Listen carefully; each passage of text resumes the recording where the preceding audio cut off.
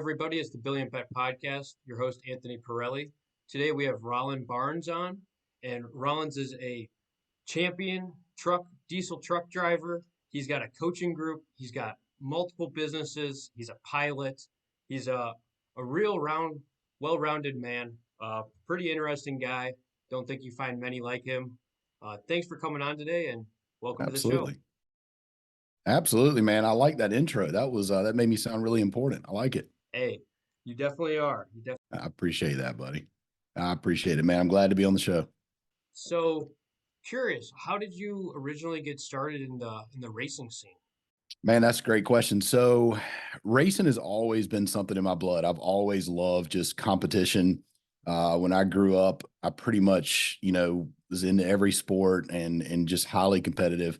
When I was a teenager, I started, right, like most kids, you get a car and you wanted to go faster. And I started drag racing really early, like probably before I was 20, I was drag racing, and maybe even earlier than that. And it just continued on, man. I absolutely loved it. I enjoyed the competitive sport. I enjoyed, everything automotive. I love the auto industry. I love just motorsports in general. So started drag racing at a pretty early age, doing like bracket racing, those kind of things. Ended up building a Mustang. And back then I remember at my local track, and it's kind of funny to even think about it now, but the cars were running like in the 7s and 8th mile. That was considered a fast street car back then. And so I made a bet with a bunch of guys. I said, I'm going to be the first guy out of this group in the 6s. And they were like, yeah, there's no way it's not going to happen. And this is in the 90s, long, long time ago. And I'll never forget, it wasn't but about 2 months later, I was the first one to click off, in the 6s in the 8th mile in a streetcar. And again, long, long time ago, in a Fox body Mustang. And so, man, I caught the bug early. Went on from drag racing. I've raced jet skis. I've raced a little bit of everything. And then later in life had the opportunity to get into diesel drag racing, which was really, it was really a new thing. There wasn't a whole lot of people doing it. And we decided to set out and build something that other people at the time weren't doing, and built a diesel pro mod, and ended up going 451 in the 8th mile at 156. And so ended up setting a power stroke world record. And for a while there, it was one of the fastest diesel vehicle, passes other than like a dragster. Now those records have all been shattered many times by now. It's the sport has progressed. It's unbelievable. We've got diesel vehicles running in the 3s. I mean, it's just insane. But I think overall, man, it was just really the competitive side of it. I love the competition. Okay. So this truck that you got you said it was a 5 or a 6? So the first vehicle when I was really young was a Mustang, and that was in the 6s and the 8th. And then the diesel truck, we ended up running 450s in the 8th mile, and that was in a power stroke diesel of all things. A 6.0? It was actually a 6.4. Oh, okay. Yeah, Well, even more impressive, right? yeah. Surprised it made it down the track. Right. I get that a lot, trust me. But we went through a lot of motors. We went through a lot of R&D. We were the first power stroke vehicle to do a standalone ECU. So we used Motec. They actually did a standalone system for us. We did a turbo 400 transmission. I mean, we did a lot of first back then. Really had a cool vehicle. And again, like I said, the guys that are still in it now, the technology is insane of what it was back then. But it was cool to be one of the first, that's for sure. And are these stock vehicles with engine mods, or what? Are they fully gutted? Yeah, they are. These are chassis vehicles, going that speed and that weight. But, the diesel engines are weight, a lot of weight. They're heavy to begin with. So those speeds, I mean, they're full chassis vehicles. And then going back to this Mustang, I know you have a Fox body now. Is it the I same do. Fox body, or is It it? it is not the same, but in '93, I bought a brand new Fox body Mustang, and took a lot of pride in that. Had that car for some time, and so several years ago, probably 7 or 8 years ago, I had the opportunity to buy. Basically, it wasn't the exact same car, but it was the same type of car, same options, same everything, from the second owner. And the car was all original carpet, original paint, original everything. Me and my son actually took it apart, built the engine, put a blower on it, and all that kind of stuff. Uh, but it's the one car that will never get sold. So my son will end up with that one day. But it's sitting out in the shop right now. It's definitely one of my pride and joys. I did a back in the day. I worked at a restoration shop, and I did a full paint job on one of those Fox bodies, and I fell in love with it. They're some of my favorite cars. Man, it's crazy. I can take my GTR out and, people will notice it here and there. You know what I mean? Like it doesn't really stand out. Where I live, there's not a lot of GTRs. So, I mean, people notice it or whatever. But it doesn't matter where I drive that Fox body. It matters. It doesn't matter at all. Wherever I pull that car up, there'll be a crowd of people around it because there's not many that are in that shape in that condition anymore. This thing is, I mean, it's original floor mats. I mean, this thing is spotless. It's crazy how good a condition this thing is, and it's a blast, man. It's got 75,000 miles on it. I still drive it and enjoy it. It's a lot of fun. You still have air conditioning in it? I do. Air conditioning, heat. Yep. Everything works. Full interior, man. Nothing's gutted. I recently put subframe connectors on it. I said I was never going to do that because I never wanted to be tempted to take it to a track. And I joke around because when I built the motor, it makes about 500 horsepower, but it just literally blows the tires off whenever you drive it. It doesn't, it's not fast, but it's just fun to drive. And I said, I'll never put subframe connectors on it. I don't want the temptation to take it to the track. And I didn't forever. And we just did some work to it not long ago. My guys up in Maryland built a custom exhaust for it. And so I went ahead and put, yeah, it's all stainless. It's all TIG together. It's really cool looking.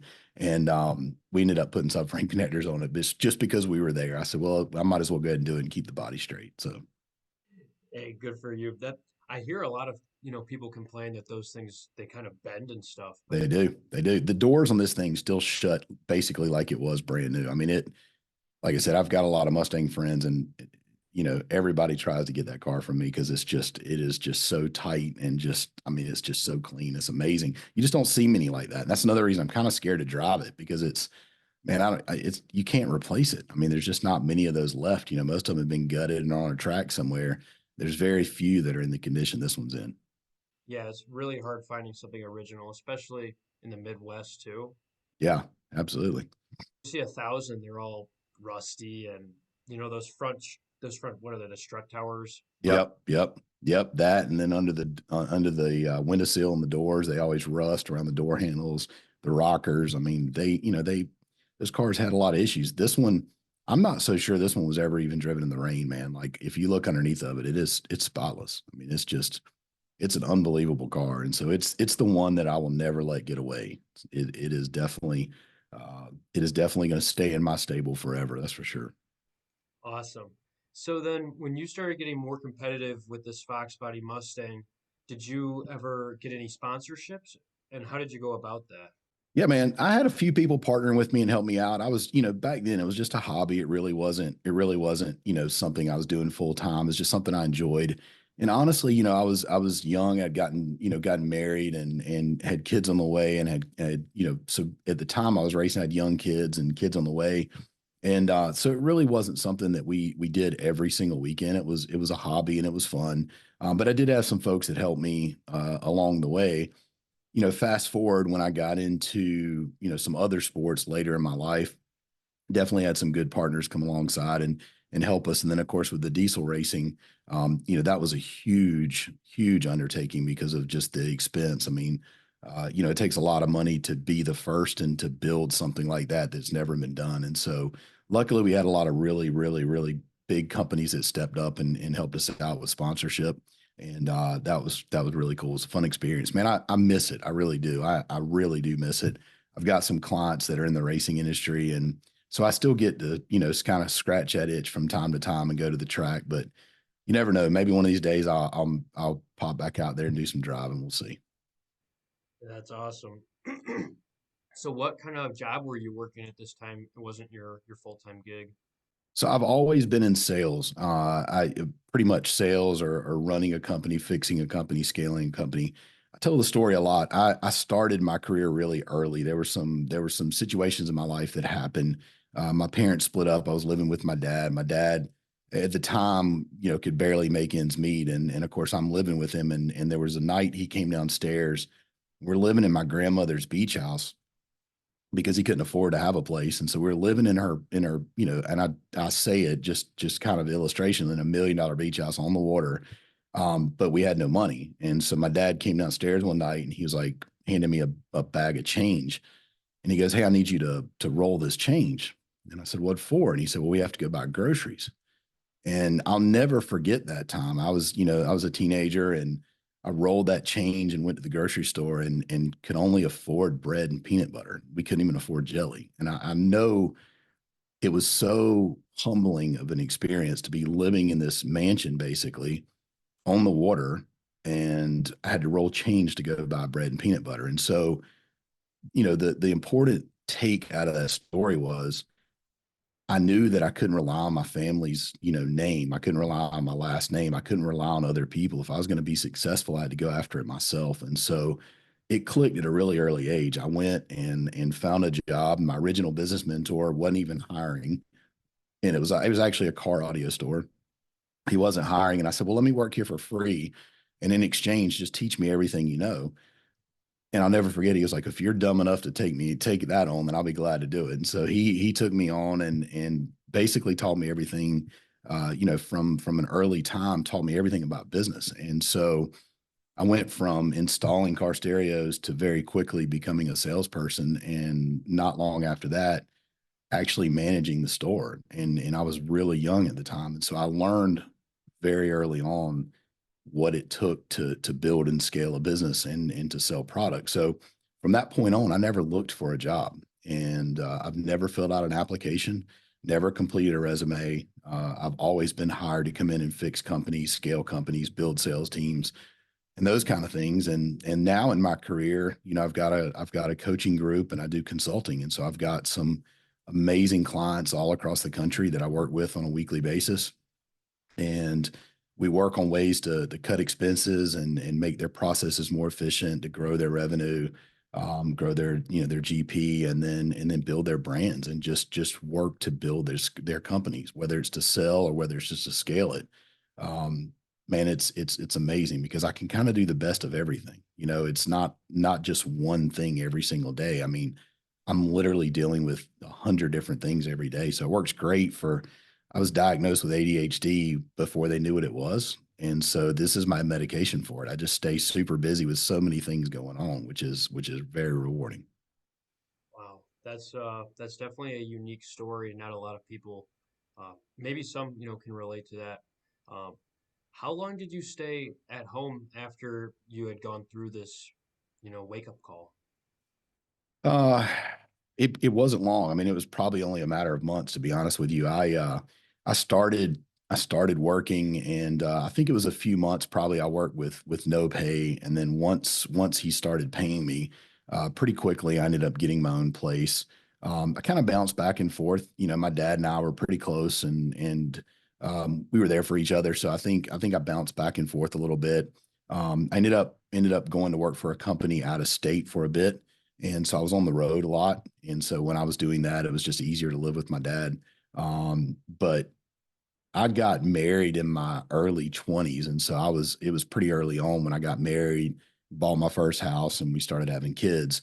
Um, and so it wasn't long though after that wake up call that I got my own place. And then, like I said, it wasn't long after that before ended up getting married, started having kids. Okay. And you stayed in that sales position for the majority of your life, then doing different kinds of sales for companies. Yeah. Yeah. It's a little bit of everything. I mean, the thing about it is a salesperson, a good salesperson understands all aspects of business. There's so many components to building a successful business. And I think good salespeople understand that. They understand it's not just about revenue, it's about profit. They understand that, it's about conversion. They understand about building value. It's all the different components of building a successful company. Salespeople are typically, at least good salespeople, are in tune with. And so the advantage that I had early on is that I had this mentor that was willing to invest time in me, but he didn't just teach me one thing. He pretty much taught me every aspect of running a business. I remember he bought me two books right from the get go. And this was, I mean, I'm 49, so this was a long time ago. But he bought me the 1 Minute Manager and the 1 Minute Salesperson. And I'll never forget reading those books early on. And I was just blown away at, how just the wealth of information in these little paperback books. And so luckily he invested his time in me and invested his life into mine. And that helped build my career early on. a lot of kids today, they just go to work and they just go for a paycheck. They don't look at building a career. I know from my children, I've always instilled in them, build tenure. Don't just jump around looking for a paycheck. Build a career. Even if things aren't perfect, just stay there. And my dad used to always tell me, don't ever punch a time clock. Don't ever ask for a raise. Let your work speak for itself, and you work until the job is done. So in my career, I've never asked for a raise. I've never gone to my boss and said, "Hey, I think I'm worth more." I've never done that. And so I let my work speak for itself, and I never punch out. I do whatever it takes to get the job done. And I think that work ethic is just lost in today's society. So many people are just so entitled, and they think, hey, I'm gonna punch my time clock, my 9 to 5, I'm gonna get my paycheck and go home. But that's average mentality. That's the 99%. And that's the part of America that's just never going to be truly successful. And a lot of people think success is just about money, but it's not. Success is so many other things outside of money. I'm more successful now than I've ever been in my life, but it has nothing to do with money. I mean, truth be known, in '06, '07, I probably made more money than I'm making now, but I'm more successful now overall because I'm able to do the things that I want to do. And I look at success in a much different way than I did back then. Um, you were on our call last night. We talked about, if money is your main motivator, you're going to ride a roller coaster all the time. And I think a lot of kids today, that's what they do. They focus on just a dollar. And if they're not making the dollar they think they want to make, and they're just chasing it all the time, they're constantly unhappy because they can never find that fulfillment. And for me, it just clicked early. I knew that I had to think differently, and my mindset had to be much different than everybody else's. Yeah, that's huge, and that's even something that I've I've found like amongst my friends because I'll be 22 in April, so I'm pretty young, and a lot of them they just kind of they go and they do their 8 hours, but they're not trying to. And I always tell them, I say, well, you could make more money if you could make the company more money. Like if you could find some way to improve on some system or do something to benefit your boss. But in reality, it's just like they're always, they're too busy, they're too important. What do you find is kind of like the most shared skill that salespeople struggle with, and how do you coach them on it? I think the biggest thing that I see salespeople struggle with is just understanding what value is all about. It's you can't sell on a dollar. You can't sell on an amount because at the end of the day, there's always somebody that's going to be cheaper. So if you're just selling on price, you're going to get outsold. And so separate yourself from all the other salespeople. And that's what I've always trained. You know, Sell on value, sell on your relationship, build the things that other people can't compete with. Because again, somebody can always sell it cheaper. You can never, it's just a race to the bottom in that case. And so I find that if I can instill in salespeople to build on value, to build on relationships, you know, to make sure that they're always looking out for their customers no matter what it takes. I think the longevity of those relationships is so much better than when you're just selling on price. And that works whether it's a company that does $50,000 a year or 50 million a year. That same mentality still works. And people try to press me about that. They're like, no, no, no, you don't understand. Because a salesman with a $50 million company, if they're going after them as a customer, they're not dealing with the same people. But that's not true because procurement agents, whether it's a buyer or a CFO, whatever it may be, they're still looking for those relationships. The key has always been people buy from who they know, like, and trust. It's really simple. They buy from who they know, like, and trust. It doesn't matter who you are in the company. If you're going to purchase a product, you're going to purchase from people who you know, like, and trust. I bet you, even at 22, I bet you got a guy for everything, don't you? I bet if I said, hey, man, I want to get my windows tinted, you're like, yeah, I got a guy. Or if I want to get my car detailed, yeah, I got a guy. Or whatever it is, you probably have a guy for just about everything, right? Well, why would you recommend to me those people? Because you build a relationship with them, right? I didn't ask you, hey, man, I need to get my windows tinted. Who's the cheapest person that you use? I'm like, who's your guy? And you would tell me who your guy is, right? And so I think a lot of sales guys miss that point. They need to understand that building value and building that relationship, people can't outsell that. That's a hard thing to beat, and you don't really know where to hit people when you're trying to beat them with that. I will never forget when I was in the boating industry. I was selling marine supplies when I was actually a salesman, and I was given a bunch of like C-level accounts. So I think it was a joke when the owner of the company gave them to me. He was like, "Yeah, see what you can do with all these accounts." I'm like, "All right, cool." So I go out and it was outside sales. So I started calling on these customers, and this one customer I'll never forget. The first time I went there, he was like, "You're wasting your time, man. I've got a guy that I buy from, and I'm not changing." I said, "No problem, no big deal." So I start going back every single week and visiting. So about 3 or 4 weeks in, he's like, "Man, like, do you not have anything better to do with your time? Like, I told you I'm not going to buy from you. I've got a guy that I use and he takes care of me." And I said, "Not a problem, man." I said, "I like what you're doing here. I like the boats you're building. I'm going to keep coming by. And maybe there's an opportunity one day that comes up and you'll give me an opportunity to show you what I can do." And he goes, "Well, that's not going to happen. But if you're dumb enough to come by every week, then go ahead." I said, "Okay." It wasn't 2 or 3 weeks after that. So maybe 2 months into this going by there, and it only took a few minutes, 15 minutes out of my day, right? During the week. It's not a big deal. I'd go by there. So a few weeks later after that incident happened, and I show up one day and he goes, "Hey man, hey," and he was like in a panic. And he goes, "Do you sell?" And he told me a brand name of paint. He goes, "Do you sell this paint?" And I was like, "Absolutely." And he goes, "Do you have it in stock?" And I said, "Absolutely." And he goes, "Well, your warehouse is in Norfolk, Virginia, and I'm in North Carolina." And I said, "Yeah, it's in Norfolk, Virginia." He goes, "Man, I wish I could get it today." And I was like, "I'll tell you what, man, if you want to put in an order, I'll drive to Norfolk right now and I'll have it back here to be tonight. Cause I mean, it's, 3.5, 4 hours there, 3.5, 4 hours back, but I'll go get it myself." And I'll never forget the look on his face. He goes, "You would do that for me?" And I said, "Absolutely, man." Well, it wasn't much longer. That account was doing 100,000 a month, 200,000 a month. It was the biggest account that I landed. I made a fortune off of that account. And it all was because I proved to him that there was value in this relationship. And it's crazy. The other salesman, he was getting the crumbs at that point instead of the lion's share of the business. So I think a lot of salespeople just forget that. And that's kind of old school mentality, but it's lost in today because everybody just cares about themselves, man. They don't care about other people. Definitely. That's huge and that's so true. I see that in my own business too. People they like going to a small business. They like seeing the face-to-face connection. They like knowing who's servicing their stuff, that it's credible, is reputable. You're well dressed, you're well presented. It makes a huge difference. Absolutely, man. It's value. Like the one time before I went out, I waxed the trailer and I waxed my truck and I did probably like 8, 9 jobs and at least 4 or 5 of them made a comment like, "Hey, you got a nice setup."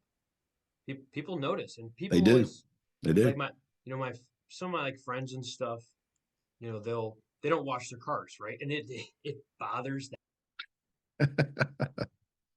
Love cars. Absolutely. And it carries over into other aspects of their life too. It does. It does. Whether it's your car, your work area, your bedroom, like it doesn't matter. The area around you shows your work ethic. It really does. I've got employees, that their work areas are messy. Well, that's a result of the way they work to begin with. And so those are typically things that I try to work on with people and explain to them why. Because people call me anal, OCD, all of those names. I've always kept a clean room. I've always kept a clean car. Like everything I own is clean and organized. Everything has its place. But that's how I live my life. My life is organized, right? And it helps me to be able to get more done than the average person because the average person is struggling trying to find whatever they left somewhere.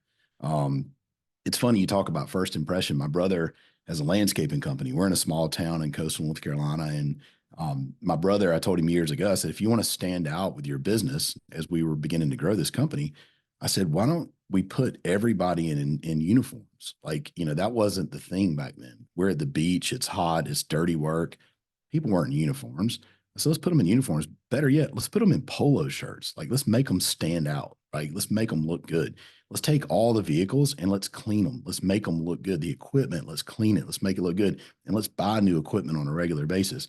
And it wasn't long before that snowball just grew and we kept picking up contract after contract after contract. And most of these people weren't nickel and diming us because their the visual, their view of us was that we must be the best because we had the best equipment, we had the sharpest looking guys. Our work must be a reflection of that. And so, the company grew, and now he's one of the largest, if not the largest company in the area, and he's doing phenomenal. I mean, the numbers he's doing are just insane. And I mean, he right now, landscaping wise, he can't take on another job the rest of this year. It's insane. But it boils down to he got organized and he stands out and makes a difference. So like things like washing your truck and washing your trailer and wax, all that makes a difference. The people that it doesn't make a difference to doesn't matter because they're not your customers anyway. They're the people that are going to nickel and dime you over everything. Hey man, can't you do that oil change $10 cheaper? That kind of stuff, man. I don't have time for that. Like I want the guy that's going to do it and do it right and do it right the first time. Yeah, that's huge, and it's so true, honestly. Like people, they discredit that, but really, it's like doing those small things, but compounding them. If you wash the truck, but you don't wash the trailer, but you wash both, but then you shine it, you organize it, it makes a huge difference. Absolutely, man. I agree. How did you go from doing sales for companies, all the way in the beginning, doing maybe 50 to $100,000 to then doing sales and so forth for companies doing 100 million? Yeah, I mean, it's the same principle. You just grow it. I mean, what happened is the sales teams just kept growing and again, never looking for a job. I've never gone out and actually looked for a job. I've never filled out an application.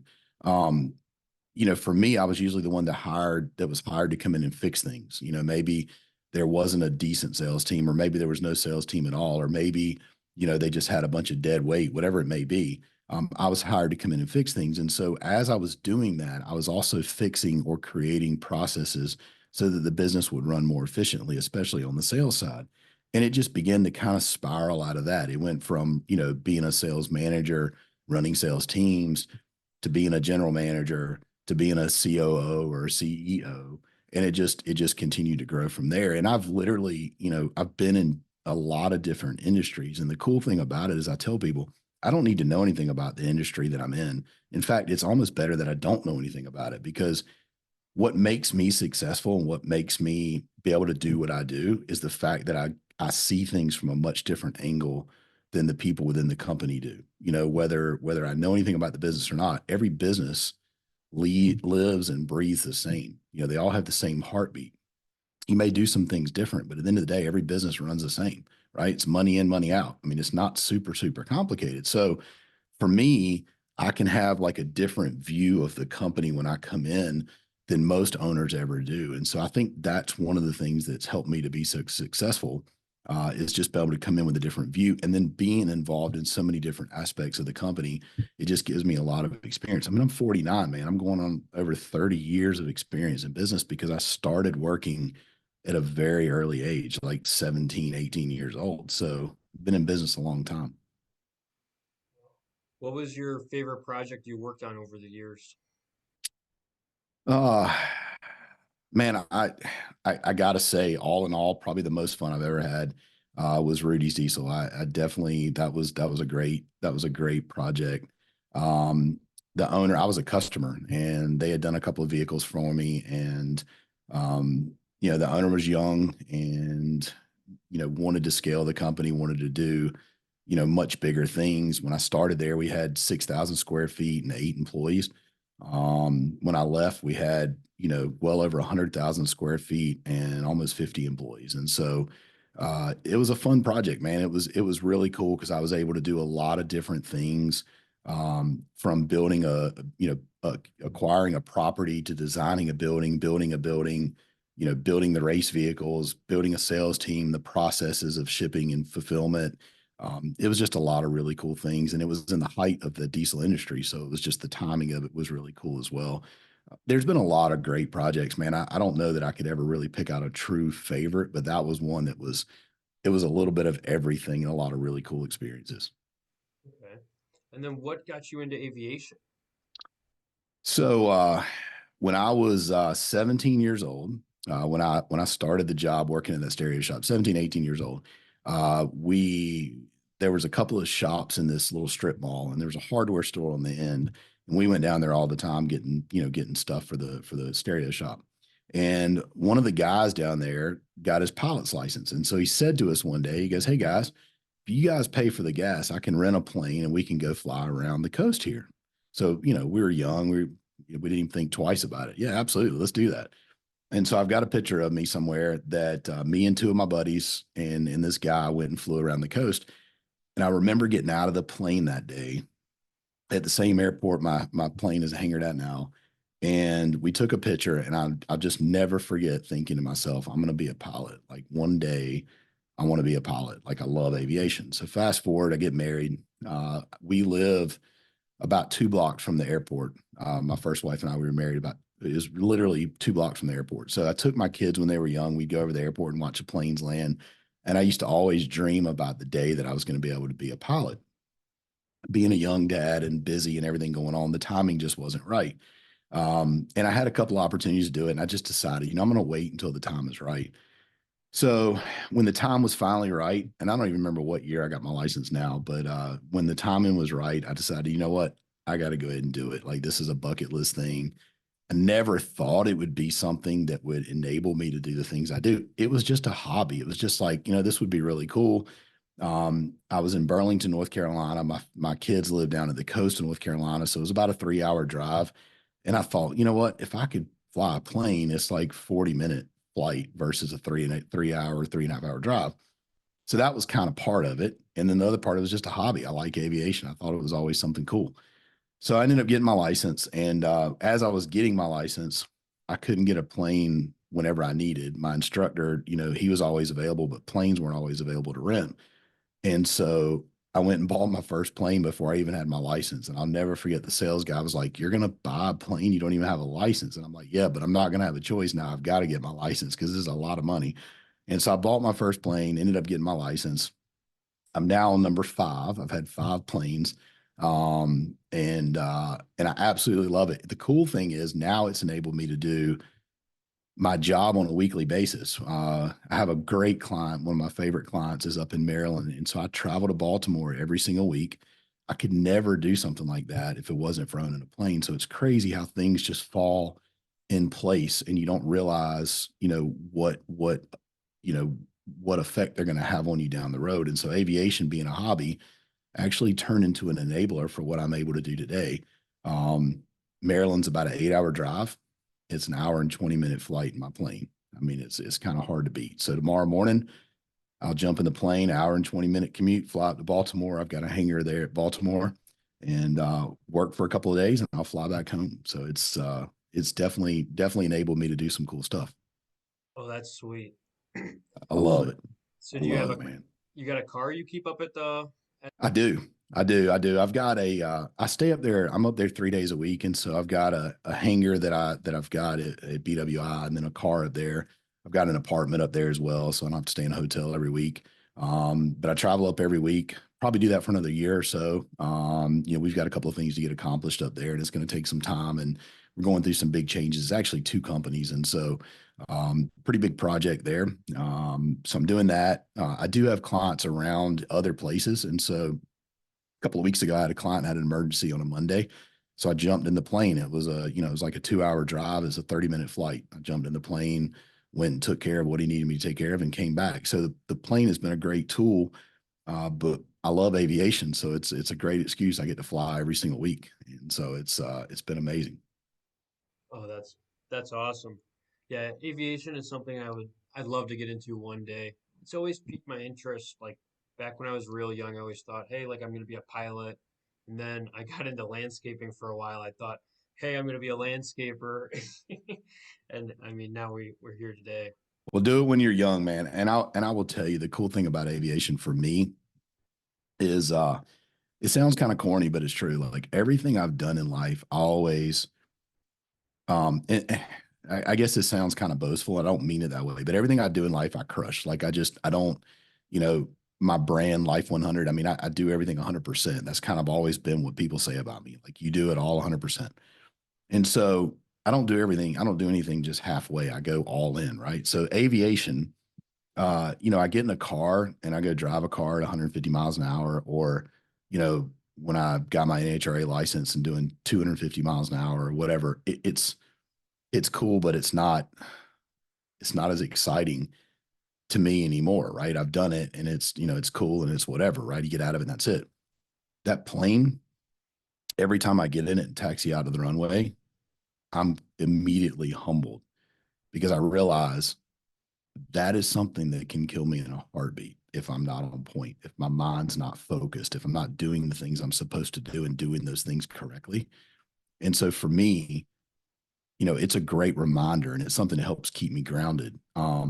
I joke around and I say I'm not the best pilot I could be. And I think that's why it kind of keeps me on my toes, but it definitely humbles me. I've got almost 1,000 hours now. So it's not like I'm a new pilot by any means, but it definitely humbles me. And that's one thing I love about it. It is a very humbling experience, but it's just amazing, man. The perspective on the world when you're at 10, 12, 14,000 feet is it's just crazy, man. It's amazing.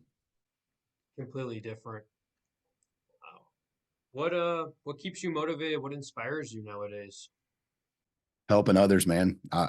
It's one thing that I absolutely love to do. And I've told so many people, like, I feel like I'm at this place in life where that's what I'm called to do. I'm here to help others. I want to see other people succeed. I want to see other people get motivated and focused, get their mindset right, and focus on being the best version of themselves. It's kind of a clicky phrase today, but I really do feel like that's what it's all about. I want to see people grow, and I want to see businesses grow and businesses become successful. So, for me, that's where I find my inspiration and my motivation. I mean, obviously, my kids, my family, all of those things, my wife, but at the end of the day, man, it's helping other people. That's what drives me. That's what gets me out of bed every single morning.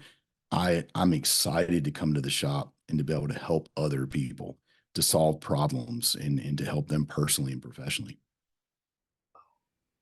And so now that you have your focus set on Life 100, building your coaching group, how do you plan on scaling it?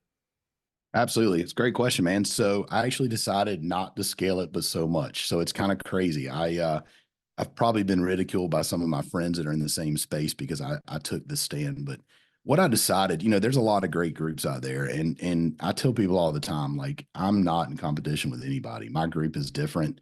Um, there's a million good groups out there, and there's a lot of great coaches out there, and there's the perfect fit for everybody. And I think folks have got to find their fit.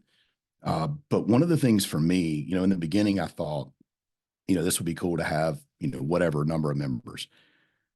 But the more I thought about it, I'm like, so what happens if I have, let's just say I had 500 members or 1,000 members? What percentage of those in most groups actually are active within the group? And it's very, very small. I've been on calls with some of the biggest names in this industry, and it's nothing against them because it's nothing that they're necessarily doing wrong, but there's a very small percentage of their community that are actually involved in the calls or actually involved in the group, because most people join a group just to get whatever they can get, take whatever they can take. They're not there to really give back to the group. And so I just feel like it's a one-way relationship, right? And for me, this group in Life 100 is not about the money. It's really not. My passion behind it is truly helping other people. So I've decided I'm going to limit the group. I've got a small number that I'm willing to take on, and the only people that are going to be in my group are folks that are active and are part of the group, giving and taking from the group. I want them to be active parts in it. And if they're not, then I'd rather them just leave. And I don't mind telling people that. I've already actually had to have that difficult conversation with people. So not only am I limiting the size of my group, but due to time and I have to be passionate about the people I work with, I limit the amount of VIP, like one-on-one coaching I do as well. So I take on a very small number of those, and I take on a very small number in my group. And once that number is reached, that's it. And so it's not really about scaling it for me right now. It's about finding the right people. And if it takes some time, that's okay. Now, don't get me wrong. I'm a driven guy. I've got numbers I want to reach, of course. But when it's all said and done, I want the right people in the group. And I think that to me is more important than the numbers. Definitely. And that's something that a lot of people struggle with is just they always are so focused on the price when there's a whole second part of the equation, which is the 85%, which is what is actually being delivered, what are you actually getting? Yeah. Absolutely. People would rather spend more for a group that will actually benefit them. Yeah, absolutely. And the thing about it is it's not you hit the nail on the head. There's not a perfect group for everybody. I get it, right? And I know people that are part of multiple groups because there's not a maybe a one-stop shop, and I respect that.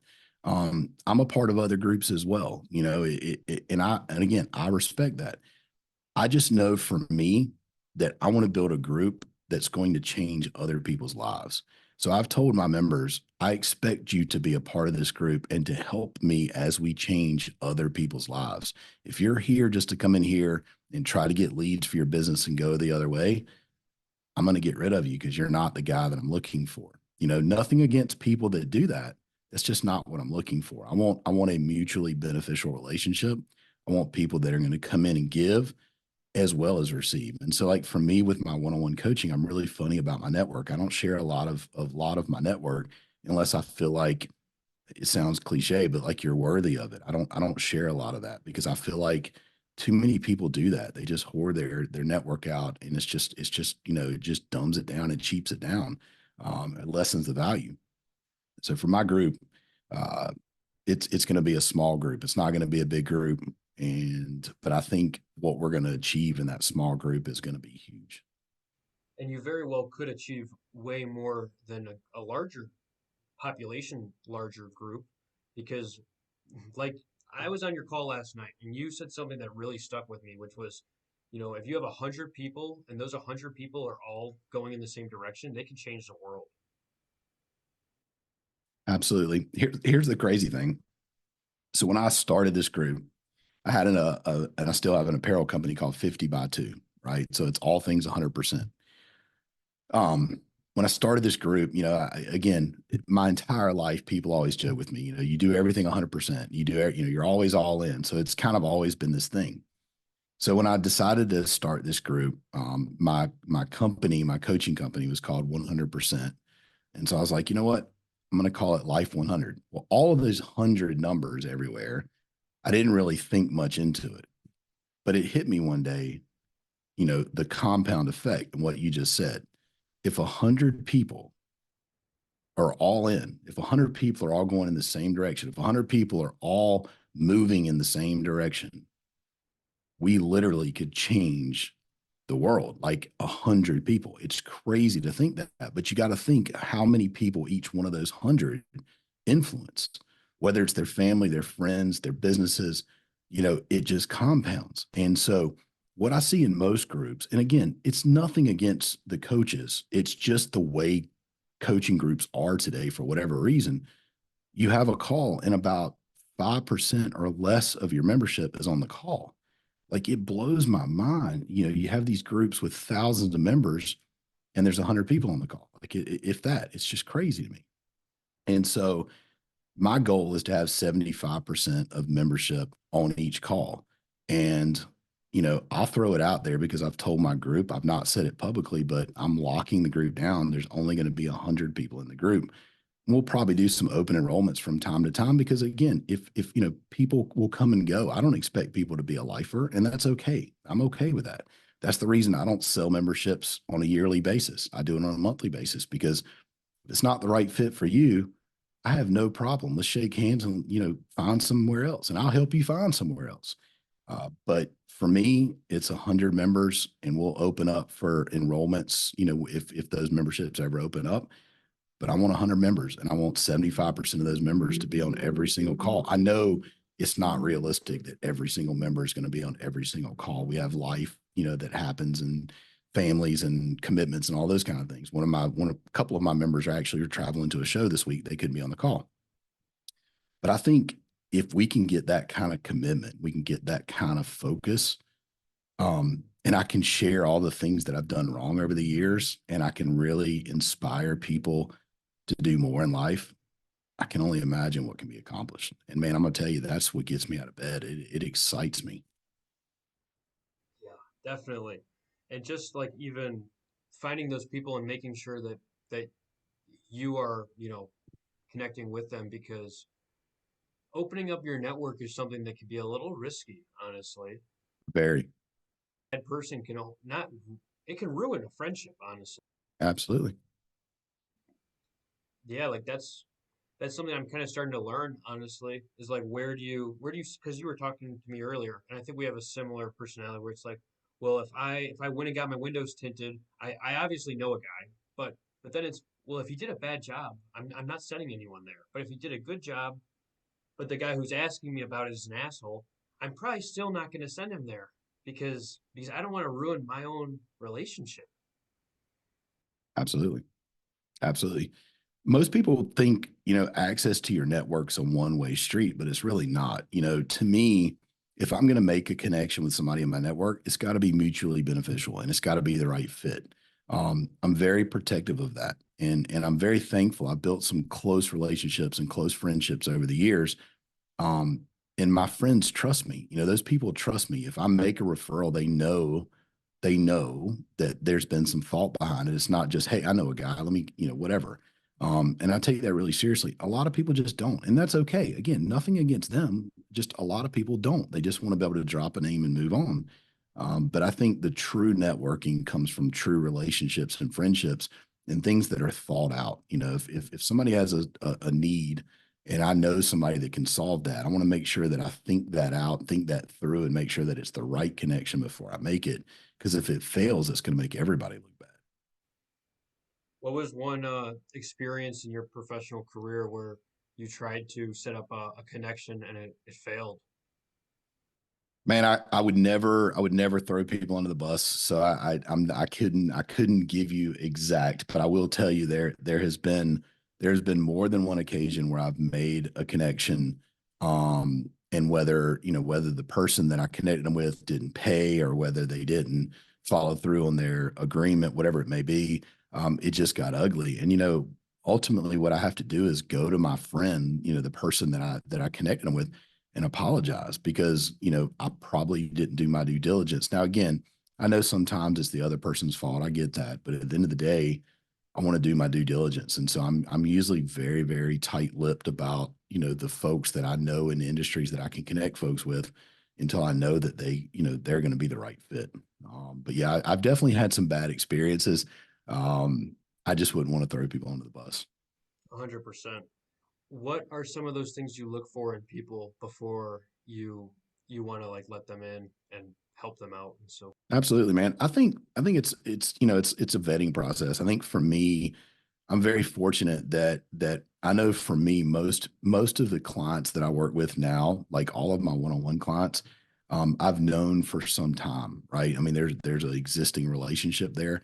So for the most part, I know who they are and I know what they're about. So it makes making connections a little bit easier. If somebody comes into the group or comes to me for one-on-one coaching, usually I'll wait a few months before I start, really opening up, opportunities for them, I guess, so to speak, just to make sure that they're legit. So many people today are just out for their own gain, and it's just sad. It's a one-way relationship. And I think for me, it's got to be the right fit both ways. And I want to know that people are who they say they are and not fake. I mean, man, so many people today, they live in this internet world where they claim to be somebody that they're really not. And it's sad because you know successful people get blamed for that all the time. I'm going to be honest with you. I've got some extremely famous friends, and they're the most humble, real people you've ever met. I mean, they're just amazing people. I've also got some famous friends that are complete assholes, and so there's definitely both sides of the coin. But I think all in all, you've just got to make sure that the relationships are mutually beneficial, and you got to make sure when people come into your circle that you can trust them and you understand who they really are. I always worry about people having an agenda, and I tell people all the time, the more successful I become in life, my circle gets smaller and smaller and smaller and smaller because I don't trust a lot of people. And that's a fault of mine, to be honest with you. It's not a good thing. A lot of folks say, oh, that's a great thing. No, it's not a good thing. I wish I was more trusting sometimes because I probably miss opportunities and I probably miss some great friendships because I don't trust people. But I have a guard, and I put my guard up often. So right or wrong, it's just part of who I am. But the more successful I've gotten, my circle would definitely get smaller, and I'm very cautious about who I allow into quote unquote inner circle, my closest friends. And even in my group, man, I've already let people go out of my group that I didn't think were the right fit. And they got very upset about it, and I've even had comments, you're going to regret this and all this. Okay, that's fine.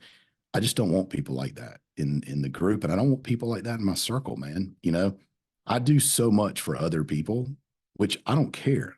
That's what I do. I love it. I love helping other people. Um, I don't need somebody to do for me. I just need authentic people in my life. And I think to me, the older I get, the more I appreciate authentic people. That authenticity is huge nowadays, especially when we're talking about internet fame. So many people just buy followers, and not everybody on the internet can have 60,000 followers. It's impossible. And so many people, they just, like they think that, oh, like I'm going to buy followers and my coaching group is going to explode because I'm going to look more credible. When in reality, a lot of people want that personal touch. They want to be connected with somebody who's not blasting everything on the internet, who's more, I don't want to say it, but who's almost more down to earth. Yeah, absolutely. That's another thing I pride myself in with my group. Like all of the people in my group have my cell phone number, which is something that I'm pretty guarded about. But I tell them, if you need me, reach out to me, and that's something that I take very seriously. And so I've had members reach out at odd times because of an emergency. But I want to have that kind of relationship with them, which is another reason I want to limit the number because I don't, I can't do but so much. I know it might be hard with 100 people if they all have my cell phone number and they're all hitting me up all hours of the night, but we'll cross that bridge when we get there. But I try to be available for people because I want them to understand I'm authentic. I'm not a successful coach because I know everything. I'm a successful coach because I've made a lot of mistakes in 30 years. And I'm finally at the point where I'm ready to share all the mistakes I've made over 30 years because I think if people understand those mistakes, then maybe it'll keep them from making the same mistakes and help them to be more successful. So I think for me, it's just authenticity. Yeah, hey, if you make enough mistakes this enough times, you're bound to learn eventually. That's right. I've learned the hard way. That's for sure, man. I tell people all the time, it's not because of what I know, it's because of the way I've learned not to do it again. That's definitely something that a lot of people could probably relate to. Absolutely. And just not taking the easy route, because at any point in time, you could have gone and got a corporate job and been making well above, I'm sure, an average salary. Oh, yeah. Oh, absolutely. Absolutely. Making money is not difficult. Everybody thinks it is, but it's really not. I mean, it's really not that difficult. It's making money for the right reason and living a life worth living. Keaton Hoskins been a great friend of mine for years, and I've known Keaton a long time. I've known him with his ups and downs and all of that. And I think he said it best recently. He's literally living his dream right now, and I think that's a great place to be in life. I know for me, I live on the water. I wake up and I look out my bedroom window at the water. I drive a couple of miles to my hangar and jump in my plane and commute. I come to my shop and I've got all this stuff, but it's not just about the stuff. Like I'm going to go home after this call and eat dinner with my family. We're going to sit down around the table and eat dinner with my children. My children are older, but we still spend time together, and to me, doing things with my wife, doing things with my kids. I've got a grandbaby now, doing things with my grandchild. Like those are the things that are so fulfilling, and it's like I'm living a dream. I mean, it really is. I've always thought that it would be great to get to this point, but I'm here, and I've got a ways to go till I'm content. I don't know that I'll ever be content, but I love where I'm at, man. I love living a dream. It's pretty crazy. Well, I'm glad that you've lived life to 100, and I really appreciate you coming on. I think this is a good part to wrap it up on. Absolutely. I appreciate your time a lot. Thank you, I appreciate you having me, man. I look forward to talking to you again soon. sir. Thanks, Thank you. buddy. We'll see you.